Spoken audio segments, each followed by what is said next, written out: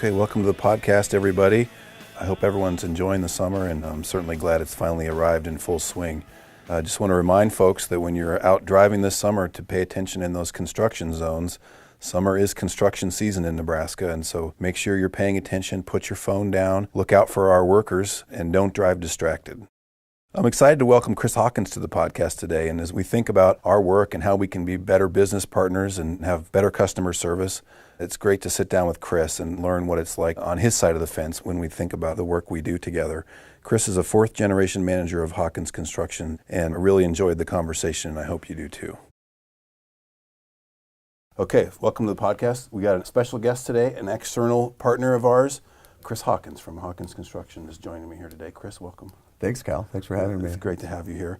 I'm just so intrigued by Hawkins. I drive all over the state and I see the big yellow trucks everywhere, signal that it's a Hawkins project.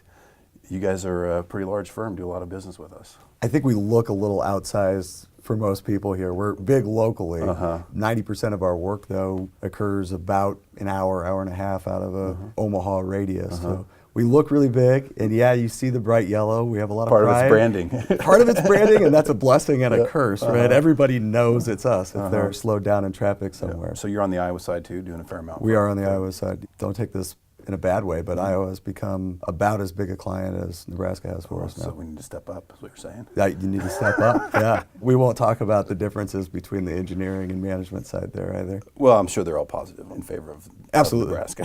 Yeah. We wouldn't want to, disparage our friends. No, they are our friends. So. So it's a family company? We're a family company, still family owned, and it's our intent to always be family owned. That has a lot of nice things for us. So I'm the fourth generation of the business. Actually, our very first job, we started as a building contractor. We've really only been a transportation builder for a generation and a half now. Okay. Our first job was Memorial Stadium in Lincoln. Really? Yep, opened in Wow. 1923. That was my great-grandfather and his brother. That's a legacy. So yeah, we do have a strong Nebraska history. Yeah, and so are you still doing vertical stuff too? We are still doing vertical stuff, although that part's changed. A lot of it looks more like our heavy highway work, so it's wastewater treatment plant type of work. We're an infrastructure builder as much as anything. Mostly public sector clients? Mostly public sector. It's 90% of our work. Yeah.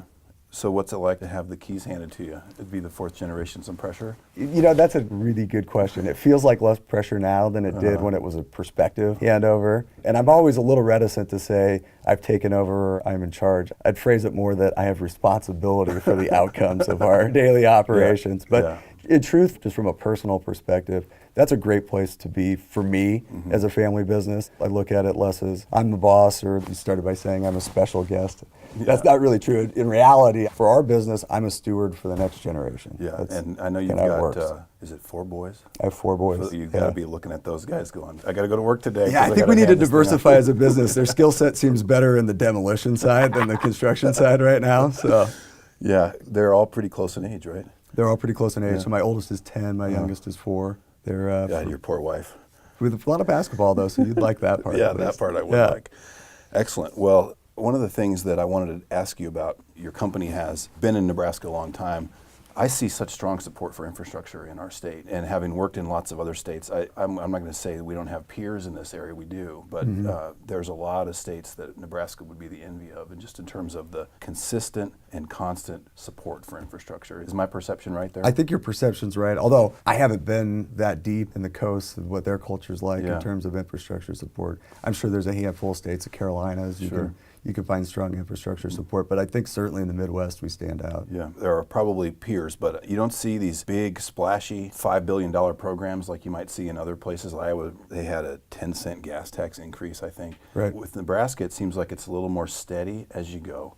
And like that's sort of, most things in our economy. Like most things, it kind of fits our culture, I think. I know this is your podcast, but can I ask a question? Sure, Since you've been here a couple of years now, from what you've seen, why do you think that is? What do you think Nebraska has going different? Well, I think part of it's the culture of the place. I think that steady as you go is sort of the way that Nebraskans approach their lives. So I think that public policy mirrors that in some ways. I think strong leadership. I don't know a ton of the history, but you go back through Senator Fisher's leadership and then back to Jerry, is it Werner? Werner, I've read a little bit about him, watched his special on NET, and you see that commitment to infrastructure that just goes steadily back. And then even just the way that the revenue structure is in place, not to get too wonky here, but with the variable gas tax that allows the state to just sort of move that needle ever so slightly to make sure that we're meeting our needs. It's very sound public policy that was clearly put in place by people who are thinking about the long haul. And when I talk to folks like Katie Wilson at AGC and some of your peers, that's the thing, is you don't want these big spikes in your world. You want that steady, consistent growth, and that's what we've seen. And so I think that baseline is there. We get into conversations in the State House about needs and revenues and allocation of resources across all of government. There are certainly detractors, and they wouldn't even want me to call it. They'd say, we have to manage our priorities. But the bulk of the folks are just, we've made these commitments to infrastructure. Those projects take time. We got to stay committed. And I've seen that in my 3 years here. I think it's a lot of things. A lot of it's maybe just the Nebraska way. Right. But I think it's serving the state very, very well. Yeah, I've seen the same things. I'd probably tie that back into the initial topic here about Hawkins as a business, as a family business. I made the comment that really everything we do is 20, 30-year generational time frame type decisions. And I think that's pretty common in the state. It makes it very nice, and we're fortunate to operate in a state where the business climate, the public policy climate is very There's similar. There's as much certainty as you could hope for. Absolutely. Yeah. I think it reflects how we are as a business too. One thing that I'm excited about is the role Nebraska is starting to have in the national conversation, with Senator Fisher starting to take on some leadership role, and of course her long history of support for infrastructure back through her family even. Right. I think that's an exciting thing for us, and I like the idea of a little bit of the Nebraska way being promoted in Washington. Absolutely. As much certainty as we think we have in this long dedication, one of the things that keeps me up at night sometimes is the fast changing world that we live in terms of technology and the uncertainty that that brings. What are you guys doing at Hawkins to be ready for technology implementation? Sure. That's a big question. It's a tough question. It starts with, first and foremost, what will the changes be? And that's where you stay up at night, because I can't answer that. So the real answer is, as opposed to specific technologies or specific changes in how we operate or how the world will operate, because we can't really anticipate those. It's more about our internal model. How do we build ourselves to be flexible and be ready to adapt? And I wish I could say there's some business case book you could write a story about, but the truth is it's about our people and our culture. The culture, yeah. So a lot of it is, ultimately, it's the way we operate, what we philosophically believe. Do we have our eyes open? Are we looking for the next thing? There's a little appetite for risk that you have to have, which is hard sometimes when you've been successful. The counter side of that is it's easy to get complacent and assume we can just do tomorrow what we're doing today and we'll be fine. Ideally, what we do, and this is a good point for the partnership topic here in this podcast, we find small places on projects where we can try something different. So when you and I have talked about, we haven't done yet because the technology isn't there, but 3D design. That's pretty popular now on the building side of our industry. BRIM, which would be bridge information modeling, I think has real potential, really in its infancy. But as we search for a place we can find an NDOT project to use. It takes a partnership, because you can't invest in the capital side of those technologies unless you know the client base is there. And for us to seize the opportunity of faster construction and less invasive to the traveling public, which are goals that we of course have, we've got to be able to provide the plans in a way, or design the project, let the contract in a certain way to allow you to make those investments. Right, and that's the big key. For us, part of being flexible is a willingness to set a small piece of the balance sheet aside for essentially R&D. We might not label it that, but we have to be willing to spend some money to do some research. But there's a threshold where it just doesn't make sense. And to make that research cost effective, we need to have the department as a partner. Thus far we have. Well, in the technology side, it's moved so fast and it's so uncertain sometimes. Everything from the autonomous vehicle discussion and what that means for how we travel and what kind of roads we need. There's a lot of discussion about infrastructure that's connected to vehicles.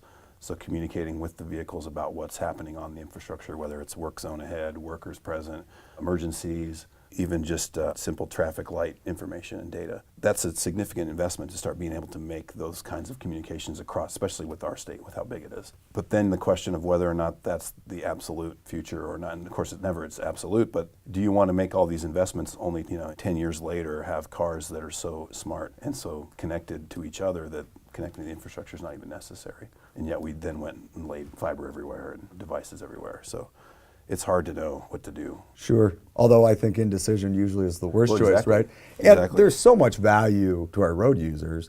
Even if we only got a decade things don't move quite that fast because Yeah. there's a public policy piece there. So let's say you've got connected vehicles today and that lasts for 15 years and you have to invest a lot of infrastructure and whatever it is in telecom probably still embedded worth it. in the roadway. Well, for saving lives as a result of it, it would definitely be worth it. Yeah, that's what I'm saying. If that's the result of it, if you can get to it. I think the value is so high here when it comes to investments. You don't really need to look at a really, really long-term payback period because, again, the road user cost benefit is I'm going to sleep better tonight, Chris. favorable. Thank you. That's what I do my best for. I'm not sure that any of that's true. But Yeah. Well, and I think you've got to test things, and ultimately, not only there's the safety component you're trying to solve, but there's the supporting of Nebraska businesses. And so, if the companies that are moving freight through our state need this infrastructure, we need to be able to provide it. And if we just sit here and say, well, we're not sure, and all of a sudden now Nebraska companies can't compete, that's when we're in trouble. So at some point you got to start walking. Right. Well, that's always my concern from just the pure business side too, is going back to the initial question is on technology. What keeps me up is not so much missing something, it's my competitor getting ahead of us. Getting ahead of you, right? Yeah. It's nice not to have a competitor sometimes as the DOT. But you do have competitors, right? I mean, this is an ag state. Grain can go on rail, it can go on the road. True, right? and we're in favor of all those Manufactured things. goods. I mean, it just the natural competition, there's not another Nebraska DOT and there won't be one. There is this sort of mobility as a service kinds of private sector opportunities probably, but ultimately where we are today, our need to innovate needs to be driven internally rather than externally. That's the difference. So a little bit more about partnerships. So I know our goals are similar. We're coming at it from a different perspective. You're a business trying to make a profit. We're here to serve the taxpayer. But our goals are not mutually exclusive. We need each other. Agreed. So how is the partnership with just generally the contracting industry, not necessarily just Hawkins, but how is the DOT doing? That's a great question. No, I think it's good, and I think this is not meant to patronize you or blow smoke your way, but while the partnership's always been good, if I asked my father, I go back 30 years ago, it was fairly acrimonious at one point in time in the history of the department. It made really good strides. I think it's staled a bit. Certainly since you've been here, the attitude is really, really strong. And I think that's, obviously culture comes down to leadership to some extent. The commitment you personally have made, Katie Wilson at AGC has made a strong commitment. Like a lot of things, it comes down to wide open, honest communication, whether either side wants to hear what the other one is saying for the truth of it. Sometimes it's painful. Well, and telling the whole story, not just the story that maybe cements your perspective. We talk a lot about partnership. We have been talking a lot about it at the department lately in trying to find ways to understand the motivations of others, the missions of others. And sometimes our missions don't necessarily align, but it doesn't mean we can't achieve success together, whether it's another state agency like the CIO office or state personnel, or the Corps of Engineers, Federal Highway. These are groups that we have to work with. What I found when we have those conversations is that actually the model is strongest with AGC and with the contractors. We have pretty good relationships. There are certainly pockets and issues, but we have a structure in place, we have a strong leadership team, and the district engineers are leading the way in terms of partnership at the department, in my view. They understand their constituencies, they know the folks in their district, they know the contractors, they're able to work through issues. In many ways, we're trying to model that quality in the districts, maybe even more so here at headquarters, and just sort of learn from them because they've had so much success. Sure. And some of that, at the district level, it's a little more natural because there's daily, regular, and task-specific issues to work through and communication. And so over the course of time, you build a rapport. And at the district level, really all the players have done an excellent job reaching that. Another comment worth making as it relates to partnership, you said that our interests are not mutually exclusive, but we come at it from different perspectives. And that's true. We're on different sides of a contract at any given project, but our relationship is unique in the sense that our ultimate client is not part of that contract, but is the same person. It's top of mind for everybody. Yeah. It's top of mind for everybody, and I think going back to the question about construction industry as a whole, and I think the engineering community too, recognizes that, we're here to make a profit, but for the long term, that's only doable if the taxpayer is getting the benefit of the project. And it's like a Seinfeld episode. We'll go back to where we started at the beginning. That's that issue of the long-term commitment to infrastructure in the state. If we were crass in our interest in only trying to squeeze a profit out for project today, we're not going to deliver the value to road users in this state. And ultimately, that will flow up to our policy. That will play out in the policy. Absolutely. And we would lose our support for infrastructure in the state. I think that there's a broad understanding in industry that that's the case. And so I think that's why partnership works with the department too. Everybody has that same goal at the end of the day. I agree. I want to ask you some basic questions. What's it like to prepare a bid for a project? Easier for me than it is our project manager. I mean, is it a weeks-long process? I mean, how much pressure is there? Is it a pressure cooker? Yeah, no, it's a pressure cooker, sure, because that's our game day. You win or lose when the bid results are read. For most people in our industry, there's a pretty strong competitive streak, so that's the chance to put it out on the field and see how it works. How much preparation it takes to do a job depends on how big a project is, right? So the basic process, I'll run you through quickly. What we do, we get plans, there's a technical piece, quantity, pricing, how much will just the actual permanent work in place cost to put together. Then we'll also look at schedule, what kind of resources in terms of superintendent, equipment do we need to put on a project. That gives us a broader view of the overall job. Then we put it together. How are we going to build this thing? And in doing so, it is a competition, so where can we find our competitive advantages? I think this is true for most contractors. I think we do it pretty well. That's why you see our yellow trucks all over the place. That's where we look, and at the same time, there's a little push-pull internally in the office. So our project managers, our estimators are looking for those competitive advantages.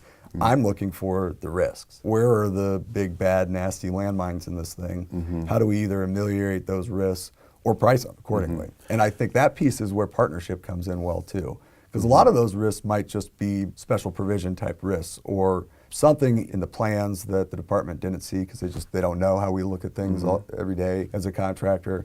We've been able to, whether it's Jim Knott or whether it's someone else working on the project, we can raise those issues, and if they can be worked through by addendum or whatever, that's been an excellent way to make bids more cost effective. But that's generally our approach. We're doing some data analytics to look at a lot of different components of our business, but one of them is bid prices and how do we attract more bidders, how do we get better prices. The preliminary findings that I saw yesterday actually was that if we give contractors more time, we get better prices and more bids. Is that, it's not. Well, it's a good thing I'm sitting down so I didn't fall over with that shocking bit of information. Well, I know it's not shocking, but I wonder, well, do we give enough time? No. I mean, is it a blanket statement that we should be giving more time? Yes. It is. Yeah. Well, yes, with the caveat that I'm saying that from a Hawkins perspective. Going back to the way we put a bid together. We need that amount of time to be able to, but the third step I got to, or fourth in my list, was look for advantages. Look for ways to build a better mousetrap and make a more cost-effective job. And that takes time. That takes time. If we only have a couple weeks to put a bid together, we might not ever really get to that step. It's quantity, it's price, it's risk. We'll always get to that step. I relate to that too from the consulting world, where if you had a short fuse on a proposal, Federal Highway did this a lot, where they would put out 3 at one time and they're all due in 2 weeks. It's like, okay, we're going to put these in and we're going to do what we can. But the quality of the thinking that goes into it is not where we would like it to be. It probably translates very well to your world. Sure. There is a mental aspect there. What you're asking for when you get a bid to build a project is not a commoditized good. It's not something that we just pull off the shelf and say, sure, you have 24 hours notice, you bet, we'll give you a project bid, right? One could. That's not a very good business model for the long term. The other thing with time, there's the basic element of putting a bid together, and that takes time. But the other time issue that really matters for us, and I know this is a struggle, we could probably talk about it, but notice for bids. When is a project going to build? The longer we know ahead of time. So not the time between when we announce, put out the official notice, but the time when we say, well, in June this is coming, July this is coming. Right, exactly. So if we know that road XYZ is intended to build in the fall of 2018 or the spring of 2019, and we can know that with some, I understand you can't be right on, but some order of magnitude level of certainty, if it's a project we're very interested in, we'll allocate our resources accordingly to keep some available. To try and be competitive for those projects. If we don't know that, which is true for the industry as a whole, most contractors will take a bird in hand job. So that reliability is very important to you. Very important. So when we price jobs, and I can't say that this is true for all contractors, but just for Hawkins, really one of the key items for how we price a job is what superintendent are we going to put on the project. That's a really important key resource for us. And once that person is dedicated to a project, especially a long-term project, every other project is an opportunity cost to you, right? So you have to price that accordingly. If we can reserve someone for a project that really fits us well, we can be a lot more cost effective on it. So we've been working hard to be more reliable. I think last year we delivered about half the projects on time. Now, most of the projects were in the same construction season, so we let them a month or two late. We didn't miss a whole year. I think it was like we were in the 90% in terms of that. Yeah. But this year we're at 83, I think, as of today, in terms of projects that actually hit the month we said we're going to let them in. So we're trying to make progress there. We've heard that from the industry, and it's something that we started to try and value more and then just organize ourselves that way. And part of it is setting schedules that are achievable. If you're not paying too much attention to the schedule and just thinking about the letting year, you set a schedule that's maybe not achievable. Right. So giving yourself enough time, but also being aggressive in terms of trying to shorten that timeline as much as we can. Team's done a lot of good work, and I hope it's showing up on your side that you can see that reliability starting to improve. Yes, it has. Good. It has. And I hope, without having the data in front of me, just intuitively from looking at the last, say, 4 months of bid lettings or so, We see results. I hope you see results. Yeah. I hope the numbers work, and it feels like there aren't so many two-bidder jobs. Yeah, we're averaging, I want to say about 3.3 bidders, I think is the number. We measure it every month. It's been pretty steady. I mean, it goes up and down per month, but the last couple of years we're seeing a healthy amount of bids, which is what we want to see. Well, that's the key. I'm absolutely convinced the key to seeing more bidders is more notice and at least some reliability of letting schedules. Yeah, I'm interested to see when the analytics are done and they issue their report, because there's a lot of interesting things I think we'll learn in terms of bundling, in terms of how many projects of a certain type should go into a letting to make it so that you guys can have the time to prepare. DBE goal is an interesting one. The preliminary results, this might be counterintuitive to you. If you have no DBE goal, you actually get fewer bidders than if you have a DBE goal, as long as it's within a parameter of about 3 or 4%. Fascinating. I know. Is there any initial postulate we learned why it all that would be? yesterday, and we were all a little, it was just surprising. It was a surprising finding. So what utility that has in application, I don't know, but it's something that our team's looking into. It's kind of cool when you find those little nuggets of counterintuitive information. Yeah. Chris, one of the things I know you're concerned with, we've talked about this in the past, is the development of our workforce, not only be able to deliver the jobs today, but the long term. Don't quote me on this exact figure, but I think something like 40% of the department's employees will be eligible for retirement or of a retirement age. I'm not sure how we define that in less than 5 years. And you think about the transfer of knowledge, the need to continue to hire good people. We've had a hard time with wages in some cases at the state level. There seems to be less interest in the trades and in our world than there used to be. Sure. How concerned are you about it, and what are you trying to do? Two-part question. We're extremely concerned about it. Everything we do really ultimately depends on people's hands doing it. There's a lot of emphasis today in the public, both in the nonprofit world, in the educational world, and in the political world about this, I'm using air quotes here, workforce development topic. I'm not sure anybody really knows what it means right now from those policymaker perspectives. What we see in Nebraska is some major macroeconomic issues that aren't going to change for at least a generation. So our previous source of new workers were really from three main places. You had, as an urban company, they came from the city, from high schools that had shop classes that were preparing kids with some usable skills. Those are largely gone. I think we're starting to see some come back, so that's encouraging. From the rural perspective, farm families used to be 5, 6, 7 kids large. A couple went back and ran the farm, and a few others came to the city and worked for a construction company. Those families are 3 kids now, and they go to college, and then they go work at a bank or they work at the farm, but they're not coming to us. The other issue is the immigrant workforce. So 2008 was the last peak we had for total employment. We were doing the West Dodge Expressway at that time. We had, at that time, 26% of our employment workforce were first-generation immigrants. The number today is 20.4%, which is a significant decrease. There are less people coming to this country that are interested in working in construction. Even more so, their children don't come work in construction anymore. We used to have a lot of second-generation immigrants, too, but they go to college today, and that's a good thing. It's good for our country, but it's a challenge for us.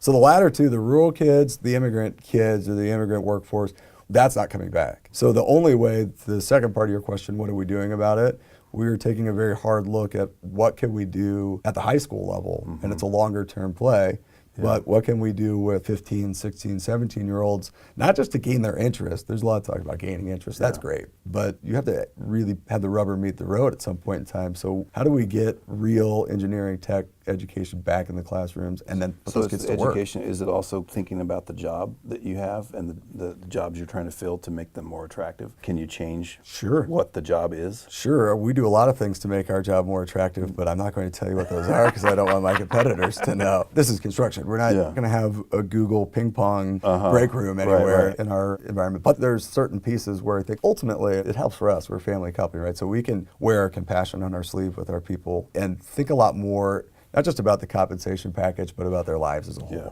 Is their quality of life improving by working for us? I think if they're working 80 hours a week, which was the old school, John Henry, I'm going to kill myself in the mine thing, that was a pretty prevalent mentality in the construction industry.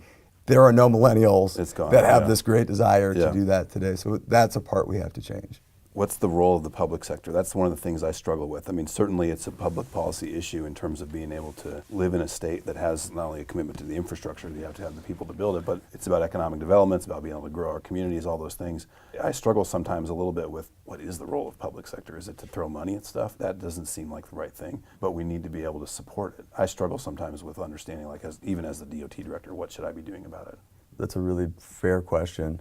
I think the main thing is, from a public sector perspective, as long as the program's there, a $600 million program, I'd say, is the alpha and omega of what the public side really needs to do. Because at the end of the day, we're the ones employing these people, right? So I'm not sure I want policymakers, educators at a statewide creating level. a whole series of programs. Yeah, because they don't really know what we want. Yeah. I mean, the last round of great effort we had at workforce development, we had a whole lot of kids coming in our doors who had an idea of what solar panels looked like. That didn't do us much good. Yeah. But they were living the vision of Well, and I policymakers. know this is outside of my jurisdiction in some ways, and we've got the Department of Labor. They're doing a lot of reemployment kinds of things, stuff that can serve the individual citizen, programs that can support their development. But then when I think about, okay, we're going to support the trades, or we're going to support construction, and figure out our role as a DOT other than bringing attention to it, and like you said, continuing to make sure that it's a priority in terms of funding infrastructure. Yeah, ultimately it's on employers to figure out the answer to this question. And I'm a believer in the free market. As the need and the demand gets higher, this is kind of economics 101. Becomes more attractive. Yeah. Absolutely. Yeah. Absolutely. And we'll be able to attract more people. There's probably an element in this conversation worth noting, and it ties to the technology piece. And it's part of why we struggle with the workforce development. A generation ago, construction was a great entry-level job. There were a lot of ditch diggers, literal ditch diggers, right? We don't have ditch diggers today. Right. We have a lot less pure unskilled labor as a function of our workforce. In fact, I just ran this number. Our just labor portion, unskilled labor for our workforce, is less than 10% of our total workforce. There's not a great need for those people. Where we have a need for are people who can operate technologically complex pieces of equipment. Machines, Absolutely. High skill level carpenters, those types of folks. Well, that's not an entry level job now. Right. So when it comes to workforce development, and I think this is a perspective a lot of, going back to policymakers, don't really understand, that we're not McDonald's. We're not a place where somebody's great first job, especially if they haven't been in the workforce for a while and have entered adulthood and that sort of thing, it's a dangerous position.